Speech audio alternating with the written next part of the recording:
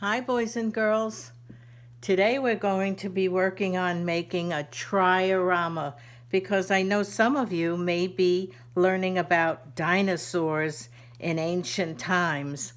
And very often we would make dioramas made of shoeboxes, but it's not so easy to get shoeboxes anymore. So this is an alternative way to make a scene. Here's one I have here with three dinosaurs in front. You see them? There's one all the way in the back there.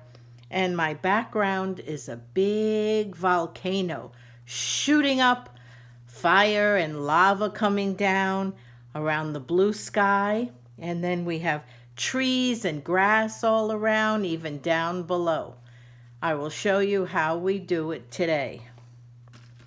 Okay, now you can always draw and color your own dinosaurs, but I happen to have a machine called a die cut machine that makes different shapes for me. And I do have the shape of some dinosaurs that I can cut out. I've got a Brontosaurus and a Stegosaurus, and then I've got some little dinosaurs too.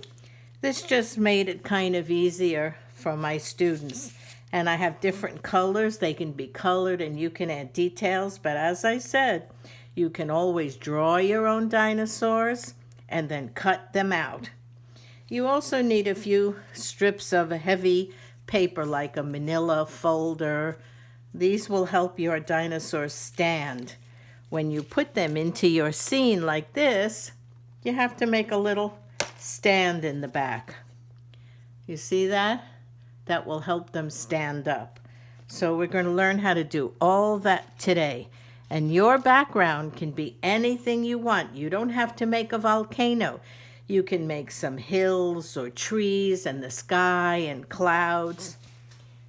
Just remember, this is your own imagination. What are your supplies? Well, you have a choice. You can use watercolors if that's the way you want to go. Whoops. You can use crayons.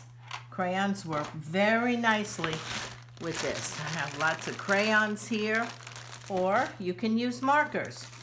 You can use water-based markers, or you can use permanent markers. All of those things work well. You can even combine them if you like.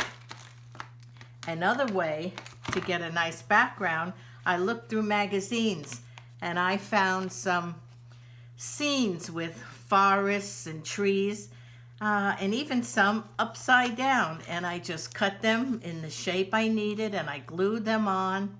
This one even has sky in it, but it looks so nice I liked it for the bottom. And if you look really carefully, you'll see I have some elephants there. Now I know scientifically that elephants didn't live at the time of the dinosaurs. But who says we can't do that? We'll think of them as being maybe, I don't know, maybe some kind of mammoth or something. The pictures don't match, but that's all right. They give us the feeling of a forest where the dinosaurs may have roamed around and where they like to eat all the plants. So let's begin. You need to use a piece of heavier, like a poster board. A regular thin piece of paper won't work. And you need to have it cut into a square. The square should be about 11 inches by 11 inches, or even 12 by 12 would be even better, but it has to be a square. Then you need a ruler, you need a pencil, you need scissors, and you need glue. And with all of that, we can get started. Once you have your square cut, you need to make a diagonal line that stretches all the way from this corner to this corner, and then from this corner to this corner. You probably need a longer ruler than just this kind. Sometimes I have to tape two rulers together to make it long enough to fit from corner to corner. You see, that's a little bit short. Once you've done that, you need to go back and take something like scissors closed and we have to do what's called scoring the line. Scoring puts a crease in the paper but doesn't go all the way through. So you have to go over it 3, 4, 5 times until you get a crease in it. There we go. And the other side too. You need to score it. Remember, we're not cutting through it. We're just making a crease. Here we go, down here. Make a crease. I gotta go a little more. Good. Once you do that, it's much easier to fold it. See, when you score it, it folds much more easily. You want to go back and forth, back and forth. You see, I didn't cut it, I just creased it. And then the other side, back and forth until it folds up very easily. Now I want you to pick one of the corner diagonals. It doesn't matter which one. And you're going to cut it right from the corner, right up to the middle, and stop there. Don't go past. Once again, it doesn't matter if you choose this one, or this one, or this one, or this one, but you pick one. And you cut it right on the line where you scored it. Stop when you get to the middle. Don't go past there, right there. Good. See that? Now, this is important because you want to understand on your triorama which is the background and which is the ground. So we're going to do a quick fold just to see. You take your two open corners and you hug them like they're hugging each other. You overlap them. See how easy that was? You take your two pieces where you cut it, your two triangles, and you give them a big hug. You overlap them. This tells you that this is your background. This is your background, and this is the bottom, the ground where the dinosaurs will be walking on. This is the background, and this is the ground. Now, we're not going to glue it or anything yet because we're going to do our work on here. So here's what I'd like you to do. Just put a G, a little G over here. Whoop. See? So you know that's the ground. And put a B up here and a B over here. You don't need to put anything here because it's going to be hidden underneath. But this way you'll know that this is the ground where the dinosaurs are walking, and this is the background. Now we can open it up, and now we're going to think, what are we going to do for the background? Let's see. I think I'll use my crayons for this. All right, I'm going to make some trees. So let's see. I'll need brown. What colors will I need? I'm going to need some green. Different kinds of green if I have it in my crayon box, or in this case, my crayon bag. And some brown for the trunks. And here's a different brown. I've got a light brown and a dark brown for some trunks.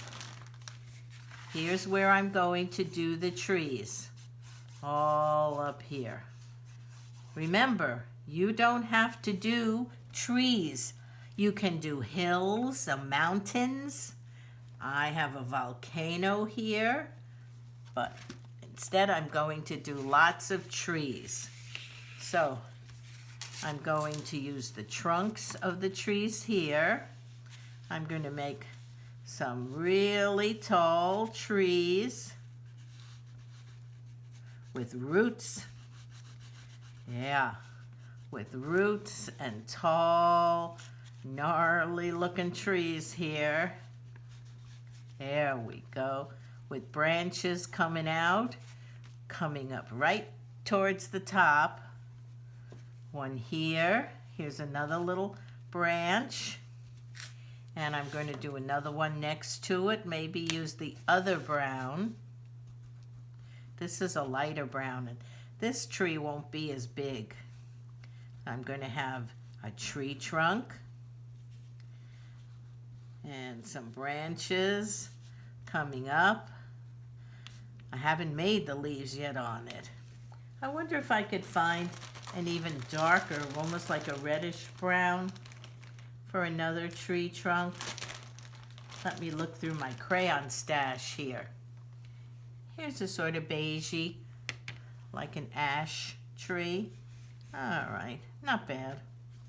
Make this one very tall, big tall tree here. Nice thick trunk as it goes down to the ground. Lots of branches. All right, lots of branches. And maybe another one. I'll use a different brown. A trunk, kind of wiggly, sort of, you know.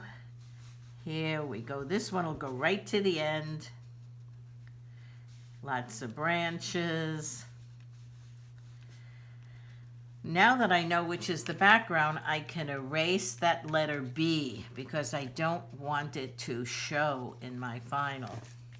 I want lots of branches coming out, filling in the whole background right to the end. Okay, maybe I don't like to have 2 and 2, so maybe I'll have a, what kind of tree could I have? I could have a big palm tree. I'll keep a little tree here.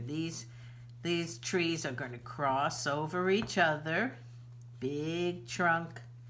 Here we go. Lots of branches this way and that way and up. Good. Now I'm going to make it like a feeling of leaves. I'm not going to draw a million little leaves, but I'm going to give a feeling. So here's my crayon, and I think I need to take off this paper.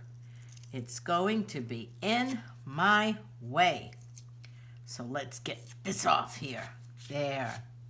And I'm just going to make some scribbly, scrabbly kind of leaves here. They don't have to be perfect. I just want to get the feeling that these trees have leaves.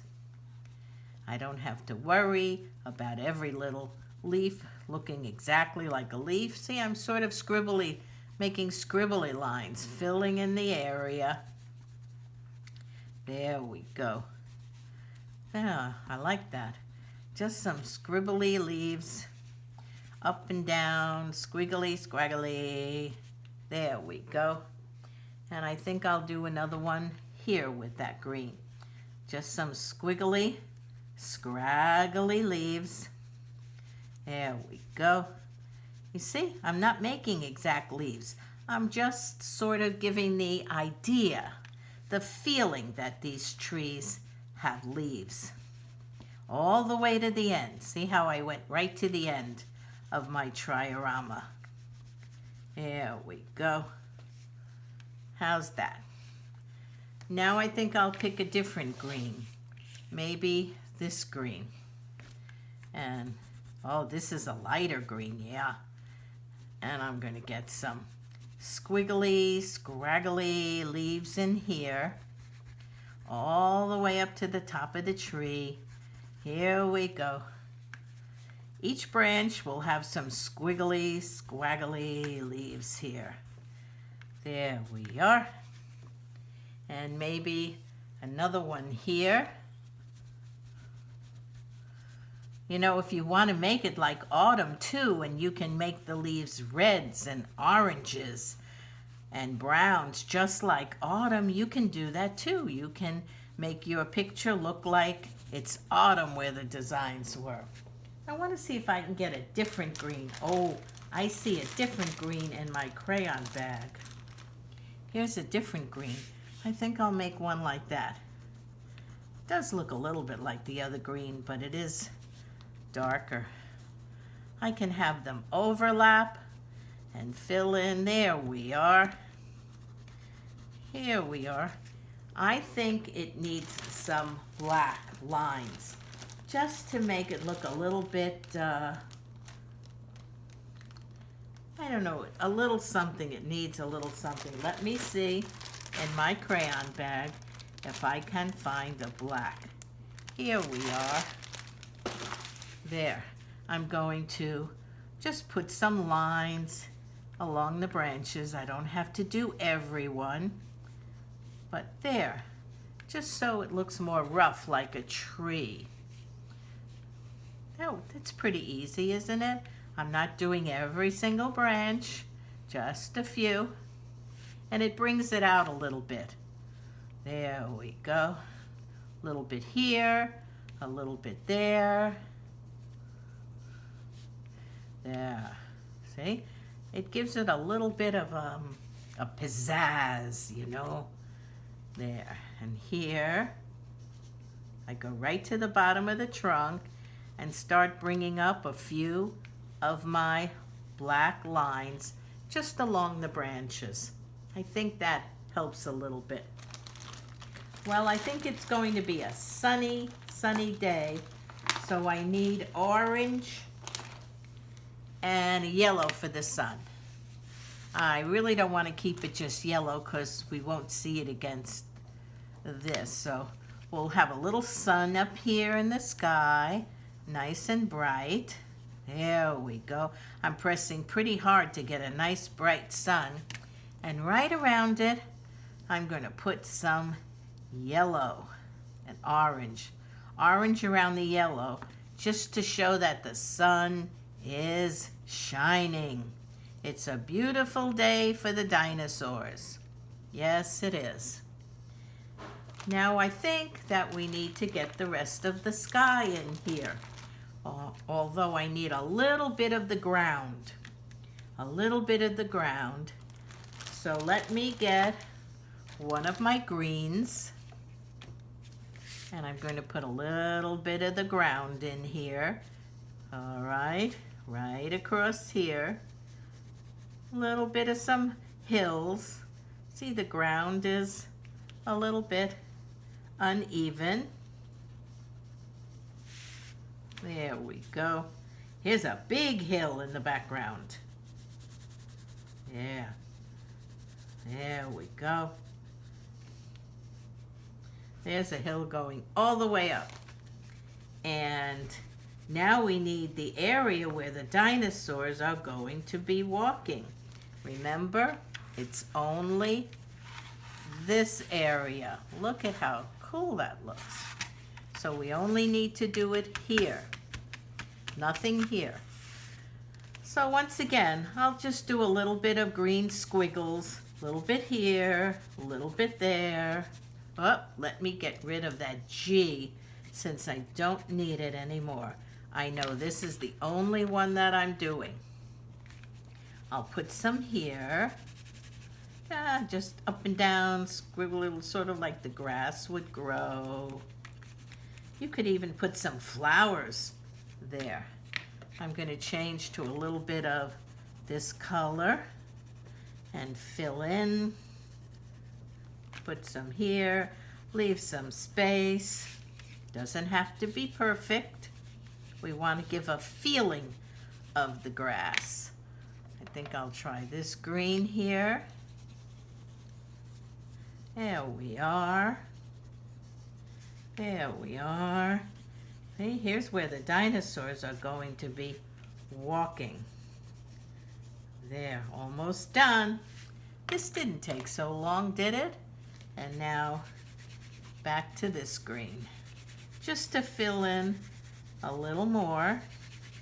If you want to go over, you can. There, that's all I had to do. Okay? And then we can put it together. Oh, I think I need some bluish color for the sky. So let me see. Do I have a light blue? No, I don't. But I do have a blue like this, and I'm just going to go lightly in the sky. Just lightly to give it a nice, wherever I see there's some white, I'll give it some sky. Here we go. Here we go. Some sky in here, and some sky in here. Get in there, sky. You see, I'm not trying to be so perfect. I'm just trying to fill in the areas and get some color. I like that. I think I need a little in there and a little in there. And this side, I'll turn my paper around because it's easier for me to turn it around. You don't have to if you don't want to, if you want to keep yours straight all the way. The sky goes all the way down to the hills. There we go. You see, this doesn't take long at all. You see that? Once again, if you want to make mountains or you want to make the moon, you go right ahead. I think I need a little black around here. What do you think? You know, I think it needs to kind of stand out a little more. So let me find that black crayon again. Is it here? What happened to my black crayon? I think that's it. I'll just put a little bit here and a couple of lines around the sun to show that it's shining. There we go. I think that's a really pretty background for my dinosaurs. Now we have to glue these two pieces together. So let's get our glue, and we're going to put some on the empty triangle. Here we go. You don't need, too much. Just get it a little bit there. Now close my glue bottle. Now we're going to bring it together. Look at that. And hold it down real tight. Have a little glue squishing out there. And while that's drying, look at that great Triorama background I have for my dinosaurs. If you want to, you could put some apples in the trees. Maybe dinosaurs like to eat apples. Who knows? All right, so we will put this on the side, and we're going to work on our dinosaurs. All right, our dinosaurs will be for part 2, boys and girls, so I'll see you to finish our Triorama. Bye.